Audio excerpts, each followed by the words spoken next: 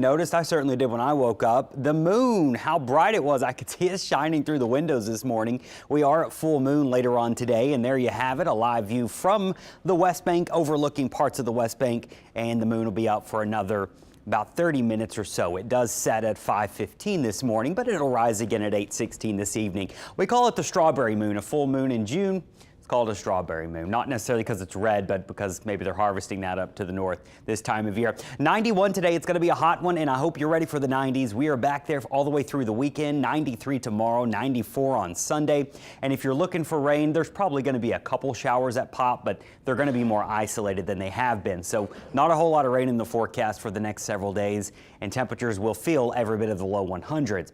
We do still have a coastal flood advisory. It continues for all of our coastal and lake areas as tides are still running about 1 to 2 feet higher than normal. This is an improvement from yesterday and the day before, but still some water getting on those low-lying roads. This morning, high tide will happen in Grand Isle probably at about 8 o'clock. You may have a little bit of water on the west end of the island there, closer to the bridge like you have been seeing. And then early afternoon is when we see our high tide in eastern St. Bernard, Venetian Isles, and into the lakes. We have had some water standing out in New Orleans East outside the levees the past couple of days. We actually have a live crew heading out there to check it out this morning to let us know what the roads look like out there outside the levee protection system.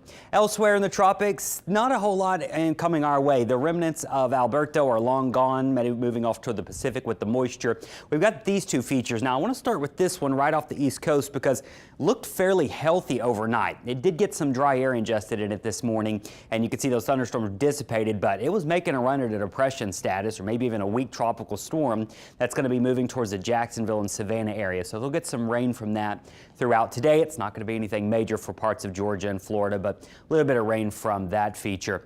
The next one, trailing right behind Alberto, is going to be moving into the southwest Gulf this weekend. It's also a large area of moisture and spin, so it may take some time for it to come together, but there is a chance that this becomes a tropical system as we head into really tomorrow and into late Saturday. It is expected to make landfall somewhere in northern Mexico by the end of the weekend. You can see that broad spin there as it moves towards northern Mexico.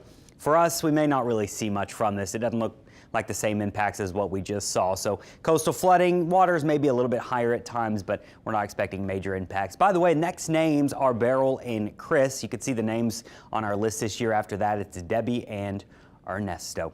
Our 7-day forecast, I don't have any tropical threats through at least the next 7 days, we'll say. Remember, we often take it day by day. You don't want to go too far out in the forecast this time of year.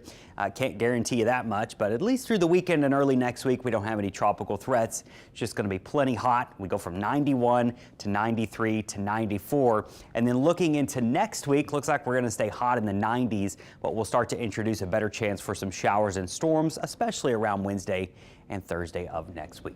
Brandon.